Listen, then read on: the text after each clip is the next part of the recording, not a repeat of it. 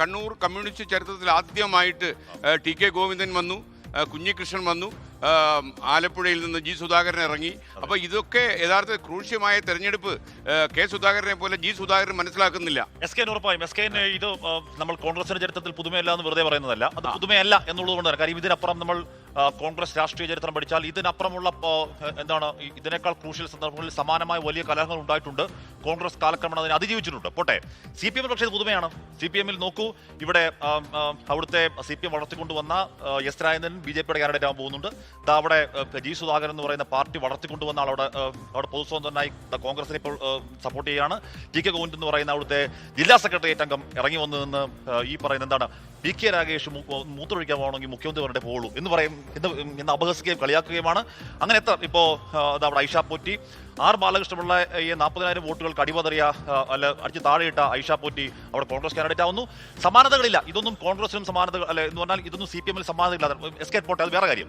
SK ഇവിടെ K സുധാകരനെ അല്ല, എന്റെ സംശയം എന്താണെന്നറിയോ, ഈ സുധാകരനെ മോഹിപ്പിച്ച് ഡൽഹി നിർത്തിയിട്ട് അവസാനം ഇല്ല ഞങ്ങൾ മോഹനിലേക്ക് തന്നെ പോവുകയാണ് എന്ന് പറയാനുള്ള നീക്കമാണോ ഇപ്പൊ ഡൽഹി നടക്കുന്നത്? SK ഉറപ്പായും ഞാൻ ഉറപ്പിച്ചു പറയുന്നു, വരാൻ പോകുന്ന കോൺഗ്രസിന്റെ ലിസ്റ്റിൽ കെ സുധാകരന്റെ പേരില്ല. അത് ഇന്നലെ വൈകുന്നേരം തന്നെ തീരുമാനമായതാണ്. VD സതീശനും സണ്ണി ജോസഫും അടക്കമുള്ളവർ ഇങ്ങോട്ടേക്ക് കേരളത്തിലേക്ക് വരികയും KC വേണുഗോപാൽ അസമിലാണ് ചാർജ്, അസമിലേക്ക് പോകുന്നത്. ഇത് ഫൈനൽ തീരുമാനമായിട്ടാണ്. അതിനുശേഷം ഇന്ന് ഉച്ച കഴിഞ്ഞ് വരുന്ന വാർത്തകൾ ഒരു കേന്ദ്രത്തിൽ നിന്ന് വരുന്ന വാർത്തയാണ്. ആ കേന്ദ്രം അത് ഞാൻ പറയുന്നില്ല, പക്ഷെ ഒരു കേന്ദ്രത്തിൽ നിന്ന് വരുന്ന വാർത്തയാണ്. ഇത് തീരുമാനമായതാണ്. ആ ലിസ്റ്റിൽ കെ സുധാകരന്റെ പേരിൽ അടൂർ പ്രകാശിന്റെ പേരുമില്ല. SK കെ സുധാകരനെ എതിർക്കാൻ പ്രതിപക്ഷ എതിർത്ത കാര്യം എന്താണ് KR ഗോപീഷൻ പറഞ്ഞു. അതിന് കാരണം SK നമ്മളിപ്പോൾ രാഷ്ട്രീയത്തിൽ ഒരു കരു നീക്കുന്നത് ചെസ് കളി പോലാണ്. ഒരു 10 നീക്കം മുന്നിൽ കണ്ട് ഒരു കരു നീക്കമാണ്. എന്റെ ആലോചന തോന്നുന്നത് പ്രതിപക്ഷ നേതാവ് എന്താണ് കെ സുധാകരനെ എതിർക്കാനുള്ള കാരണം കെ സുധാകരൻ കണ്ണൂരിൽ മത്സരിച്ച് ഉറപ്പായും ജയിച്ചു വന്നാൽ അധികാരം കിട്ടുകയാണെങ്കിൽ അവിടെ കെ സുധാകരൻ മത്സരിച്ചാൽ അടൂർ പ്രകാശ് മത്സരിക്കും, രണ്ടുപേരും ജയിച്ചു വന്നാൽ കുറെ അധികം MLA SK ഞാൻ പിന്നെ ഡിസ്ക്ലൈമറായി പറയുന്നു, എനിക്ക് ജാതി മതം പറഞ്ഞ ഇഷ്ടമല്ല, പക്ഷേ കേരളത്തിന്റെ ഈഴവ് മുഖ്യമന്ത്രി എന്ന മുദ്രാവാക്യം ഉയരാൻ പോകുന്നു. അവിടെ കുറെ അധികം MLA-മാരെ കൂട്ടിക്കൊണ്ട് ഈഴവ് മുഖ്യമന്ത്രി വേണ്ടി സമ്മർദ്ദം ഉണ്ടാക്കാൻ പോകുന്നു.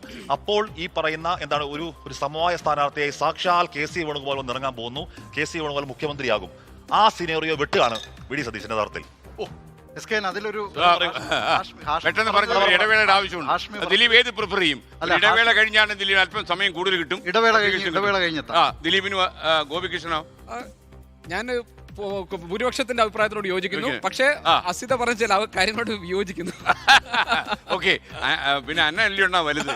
ലോകത്തെവിടെയായാലും ഏത് സമയത്തും 24 വാർത്തകളും ഓഗ്മെന്റഡ് റിയാലിറ്റി പാക്കേജുകളും എക്സ്പ്ലെയിനറുകളും വിശദമായി കാണാൻ ഞങ്ങളുടെ YouTube ചാനൽ നിങ്ങൾക്ക് സബ്സ്ക്രൈബ് ചെയ്യാം.